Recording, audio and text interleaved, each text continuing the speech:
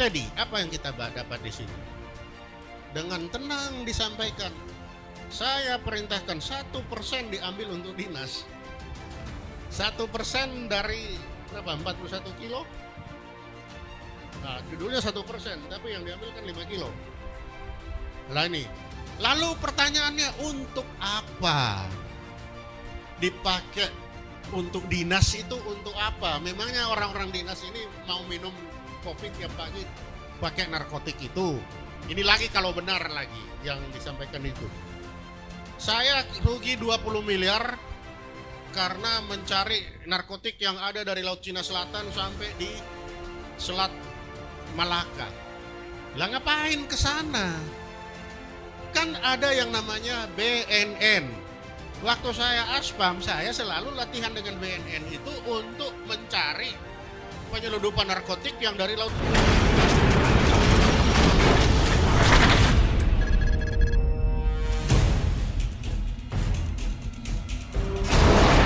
Tapi yang terjadi, kalau Kapolri jalan, ngoeng-ngoengnya 10 meter sebelumnya sudah bunyi. Jalan sudah ditutup. Takut ada yang nahan, ada apa. Ini kan lambang yang ketidakbeneran ini. Disadari apa enggak coba itu? Malah kita bangga. Nah ini beda dengan militer. Kalau militer ya cepet-cepetan di sana nanti ada yang datang. Nah ini tuh jauh karena polisi itu temennya itu adalah masyarakat. Sehingga dia harus bangga apabila dia berjalan tanpa pengawal, tanpa dayang-dayang, tanpa ngoeng-ngoeng.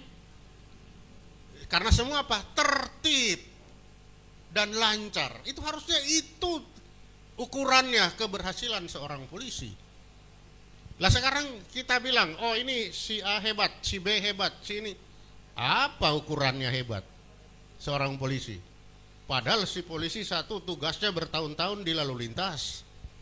Yang satu di reskrim, yang satu di narkotik, yang satu di judi. Mana yang paling hebat?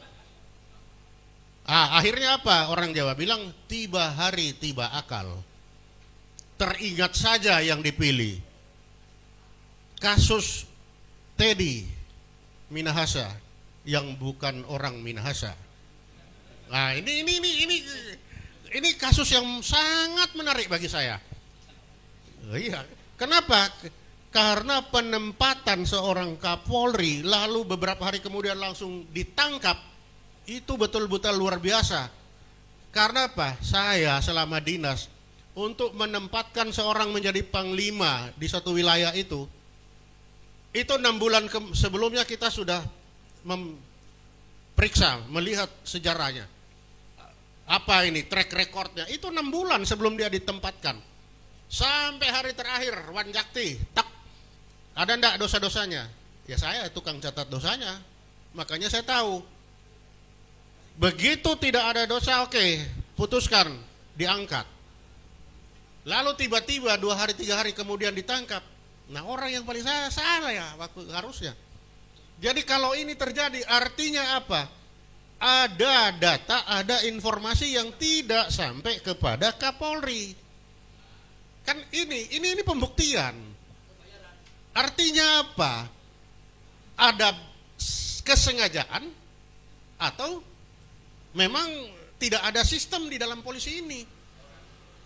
Ini sistem, situasi yang membuktikan. Ini tidak ada sistem. Jadi apa judulnya? Tiba hari tiba akal. Teringat langsung diangkat. Dan ini dikonfirmasi oleh Pak Susno. Apa Pak Susno bilang? Ada Kapolda yang 2-3 kali Kapolda terus. Ya iyalah pantas kalau tiba hari tiba akal. Kalau tidak ada sistem. Tapi kalau ada sistem 6 bulan sebelumnya itu sudah dibikin aturannya. Tapi masalahnya di polisi sekarang ini siapa yang terbaik, siapa yang bagus. Saya kok belum lihat orang-orang dari intelijen polisi itu jadi Kapolri. Nah, jadi apa standarnya itu tidak ada. Lalu kasus dari pelajaran kanjuruhan ya. Dari situ apa yang bisa saya dapat? Waktu saya di Angkatan Laut selalu kalau ada latihan, kalau ada operasi, yang pertama sebelum berangkat yang kita lihat dulu pertama itu adalah standar operation prosedur. Prosedur dulu dalam latihan L1 itu dulu kita cek. Jadi misalkan kalau kemarin di Kanjuruhan, oh ada sepak bola. Kita periksa dulu, coba lihat standar operasi prosedurnya seperti apa. Berapa orang yang kamu kerahkan? Senjata apa saja yang dipegang? Peluru, gas, air mata itu berapa yang ada? Siapa yang memegang senjata itu? Kapan peluru itu ditembakkan? Siapa yang memerintahkan untuk menembak? Situasi apa yang boleh ditembak peluru itu? Situasi apa yang kamu boleh ngambil keputusan sendiri? Itu mutlak harus tertulis. Nah, jadi kalau sekarang dicari itu tidak ada, ya sudah, tidak usah cari ke yang lain. Pasti yang lain tidak ada, pasti nggak benar. Tapi kalau itu ada 50% itu sudah benar. Situ yang lain bisa menentukan. Tapi kalau SOP tidak ada, tidak usah tanya yang lain-lain. Sudah pasti salah. Sudah pasti salah. Nah, bisa kita lihat kan apa yang terjadi. Pak Dedi lagi-lagi bikin kesalahan. Orang mati di Kanjuruhan bukan karena gas air mata, tetapi mati karena kehabisan oksigen. Nah, ini kan pembohongan lagi. Ini Pak Dedi udah 2 kali ini. Di Jakarta dibilang begitu, di Malang sana sujud semua minta maaf kepada masyarakat. Tapi di Jakarta masih membela diri, diwakili oleh Pak Dedi. Bukan kesalahan Kapolri. Gas air mata yang kami pakai adalah gas yang kedaluarsa. Apa enggak parah lagi nih? Kedaluarsa itu, lalu yang benar yang mana? Apa ada pembelian gas air mata atau tinggal itu enggak pernah dibeli? Nah, kan banyak, ekornya ini panjang sebenarnya. Kalau kita mau cari. Dari apa? Bukan kita cari-cari, tapi dari statement-statement yang keluar. Dari situ aja saya sudah dapat banyak sekali itu, kalau mau saya bongkar itu. Jadi ini yang pokok-pokok saja. Nah, dari situ kita sudah dapat. Ini kesalahan yang dapat. Lalu, kalau kesalahan Pak Sambo sudahlah itu. Orang sudah mati, Tuhan pun dia bohongi kan. Bukan ditembak katanya kan. Itu memang kasus paling parah itu. Itu di luar perkiraan saya itu. Sudah dibunuh baru dibilang tembak-tembakan. Sampai saya panggil ajudan saya, kamu berdiri situ, ambil pistol, coba tembak-tembakan berdua nih. Masuk 4, 7 tidak masuk. Ini gimana ceritanya nih? Kena 4 dulu baru mati. Ini rasa-rasanya 1 saya sudah mati kalau kena. Mungkin enggak ini? Rasa-rasanya kok enggak mungkin ya. Isinya ada berapa? 17, yang dipakai 4. Lalu yang 1 sama, dipakai 7. Lalu bagaimana ceritanya ini tembak-menembak ini? Ini pasti enggak masuk akal ini. Nah, karena itu saya berani. Enggak mungkin, ini tidak mungkin. Karena saya coba. Kayak apa? Tapi ada yang bilang karena itu ahli tembak-menembak. Jago tembak katanya kan, jadi tembak di kaki kena di tangan gitu. Kan kenanya di jari kelingking katanya tembakannya, kan itu. Nah itu, dari situ kita bisa, ini nggak mungkin terjadi karena tidak masuk akal. Apalagi dibilang ini penembak jitu. Penembak jitu itu sudah ada doktrinnya, 1 peluru 1 kepala. Kalau 4 peluru artinya dia marah. Kalau peluru 4 1 orang ini artinya marah ini. Nah, dari situ kita sudah bisa lihat. Nah itu. Jadi artinya apa? Apa yang dikatakan ini susah diterima lagi, susah dipercaya, udah nggak bisa dipercaya. Karena seorang bintang 2 berbicara di depan umum dan dia membohongi Kapolrinya, itu keterlaluan benar. Sangat, saya aja kalau sudah menghadap Kasal itu tidak ada satupun pembohongan yang saya tutupi bagi Kasal yang tertinggi itu di satu, nggak ada, semua kita buka. Lah ini dibohongi, ini sudah berarti artinya apa? Seorang Kapolri yang tertinggi ini sudah tidak ada harganya di bawah bawahannya. Karena saya merasakan pada Kasal itu apapun semua dibuka, terbuka. Nggak usah dia perintah, baru lihat mukanya aja kita sudah, wah ini dia komandan saya. Nah, ini tidak, dengan tenang itu dibohongi. Nah ini artinya apa? Ini yang terjadi bukan tiba hari tiba akal mereka ini, tapi terjadi karena apa? Karena sistem. ala bisa karena biasa kan katanya. Karena sistem yang terjadi, inilah produksi sistem yang dihasilkan dari pemisahan TNI Polri. Yang Pak Teddy, apa yang kita dapat di situ? Dengan tenang disampaikan, saya perintahkan 1% diambil untuk dinas. 1% dari berapa? 41 kilo? Nah, judulnya 1%, tapi yang diambil kan 5 kilo. Lah ini. Lalu pertanyaannya, untuk apa dipakai untuk dinas itu, untuk apa? Memangnya orang-orang dinas ini mau minum kopi tiap pagi pakai narkotik itu atau apa? Ini sudah tidak nalar. Yang kedua, ini lagi kalau benar lagi yang disampaikan itu. Saya rugi 20 miliar karena mencari narkotik yang ada dari Laut Cina Selatan sampai di Selat Malaka. Lah ngapain ke sana? Kan ada yang namanya BNN. Waktu saya aspam, saya selalu latihan dengan BNN itu untuk mencari penyeludupan narkotik yang dari Laut Cina Selatan sana. Pakai kapal. BNN waktu itu Pak Bekto itu kasih tahu sama Angkatan Laut, ini namanya tawas, ini namanya terigu, ini yang gula, ini yang namanya narkotik. Biar apa? Kita saling tahu. Lah kalau Pak Teddy tahu ada di sana, kenapa nggak kasih tahu BNN? Kenapa nggak kasih tahu Angkatan Laut? Tetapi menggunakan uang pribadi 20 miliar untuk mengoperasi ini. Ini udah salah besar. Ini sudah salah besar ini, udah ada. Dulu Kasal itu diberikan kapal oleh pemerintah daerah Riau, itu disalahkan kok, kenapa kamu menerima? Ini mengeluarkan uang 20 miliar untuk mencari narkotik. Nah ini mencari untuk apa? Menangkap atau memperdagangkan? Karena judulnya rugi kan, artinya perdagangan. Kenapa? Karena judulnya rugi. Siapa yang ya di situ, bukan kita ngarang-ngarang. Saya rugi 20 miliar. Nah, berarti ada perdagangan ini. Kalau untung rugi. Tapi kalau saya kehilangan buruan saya, itu baru mengejar.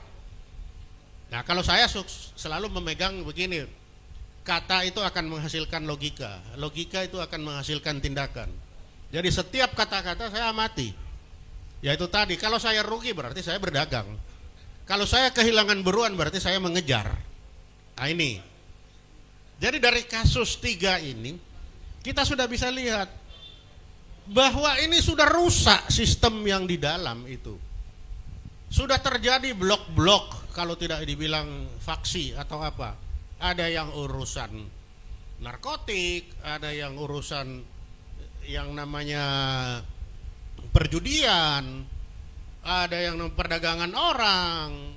Itu sudah terjadi blok-blok di sana. Dan masing-masing tidak mau lagi sharing informasi kepada yang lain, tapi sendiri. Nah ini tanda-tanda sudah rusak. Sistemnya yang rusak, tidak ada lagi sistem yang bisa dipakai di dalam.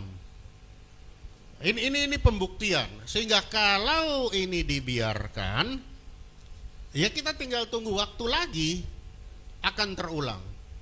Sehingga bagaimana ke depan? Ya kalau ke depan yang pertama tadi kita lihat dulu aturannya. Diganti dulu itu, dicabut dulu itu PP nomor 2 2003, direvisi.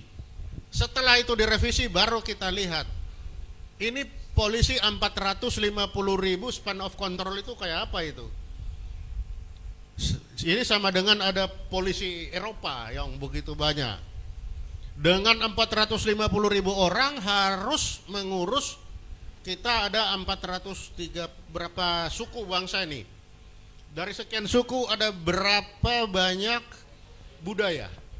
Padahal polisi ini kerjanya itu kan ada di sekitar-sekitar wilayah-wilayah tertentu yang berbudaya sama di wilayah tertentu.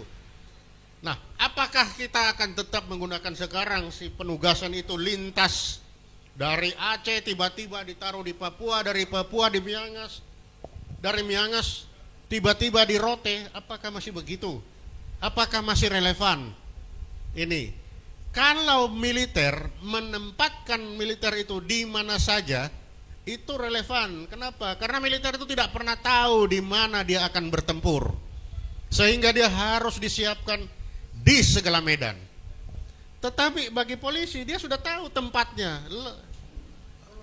Selamat siang Pak. Ya, selamat datang. Kalau polisi tempat penugasannya dia sudah tahu, sudah pasti. Sehingga apakah kita masih akan mempertahankan seperti sekarang? Nah, ini tugas kita bersama melihat apakah masih. Sebagai contoh, Angkatan Laut ini. Angkatan Laut ini agak beradaptasi dengan situasi. Apa itu? Dulu Angkatan Laut itu hanya hidup di kapal-kapal. Jadi penugasannya taruh di kapal. Orang itu diambil dari mana-mana di kapal. Sekarang dia menyadari ada namanya posal-posal yang ada di pulau-pulau. Yang di pulau itu juga harus ditaruh orang. Lah kalau orang yang disiapkan di kapal dengan disiapkan di pulau kan beda. Nah, akhirnya dibikinlah dari awal, sepertinya sudah mulai ada orang yang disiapkan untuk di kapal dan yang disiapkan untuk di pulau. Sehingga kalau di pulau ya dia lari situ, dia ada di Rote ya taruhlah orang-orang Rote taruh di sana. Orang di Tarutung taruhlah orang-orang yang di Tarutung. Itu sudah mulai terjadi di Angkatan Laut. Lah kalau Angkatan Laut sudah mulai terjadi, mengapa hal ini tidak juga disiapkan untuk polisi Indonesia yang ke depan? Mengapa saya bilang polisi Indonesia? Karena sekarang ini belum polisi Indonesia. Yang sekarang ini adalah bekas tentara Indonesia. Belum polisi Indonesia, sudah gak. Jadi kita sekarang tugas kita ke depan adalah mendesain bagaimana kita membentuk polisi Indonesia yang sesuai dengan kultur Indonesia, yang sesuai dengan geografi Indonesia, yang sesuai dengan kehidupan bermasyarakat. Dan yang harus diingat betul ketika kita berbicara judi, ada dari etnik Indonesia yang judi itu adalah buang sial katanya. Nah, ini seperti apa? Karena berjudi lebih baik saya kalah di judi daripada saya kalah di perdagangan. Nah, ini kepercayaan ini ada. Sehingga apakah judi ini kita akan pertahankan untuk dibasmi ataukah kita akan beradaptasi seperti Pak Ali Sadikin, beradaptasi dengan budaya. Nah, ini pilihan di tangan kita. Malaysia beradaptasi dengan gentingnya dia. Kita masih belum, kita masih mencoba melawan situasi. Tapi ternyata ketika situasi ini kita lawan, ada kelompok tertentu yang mendapatkan keuntungan. Kita lihat tembok Cina itu dibangun untuk menahan serangan dari utara. Tapi apa yang terjadi? Selama tembok Cina dibangun, belum pernah ada orang yang berupaya merusak tembok Cina. Kenapa? Karena dia bisa masuk dengan membayar yang penjaga. Nah, kan ini. Jadi kembali lagi bahwa manusia tetap adalah manusia, punya perasaan. Nah, karena Indonesia ini diisi manusia yang perasaannya bermacam-macam, maka mau tidak suka, polisi yang akan kita hadirkan adalah polisi yang juga mengerti tentang perasaan banyak orang. Nah, ini kan beda dengan militer. Militer satu, hajar aja, pokoknya depan hajar. Itu militer. Nah, ini yang polisi kita sekarang belum sampai ke sana. Kenapa? Ya memang karena kita yang dulu kita harapkan kita sudah menanam padi katanya yang bagus. Tapi ternyata yang tumbuh itu suket teki. Dari ke depan, mari kita mencoba. Kita bersama berpikir bagaimana membangun polisi Indonesia yang sesuai dengan kultur, budaya, dan geografi bangsa Indonesia. Demikian, Pak.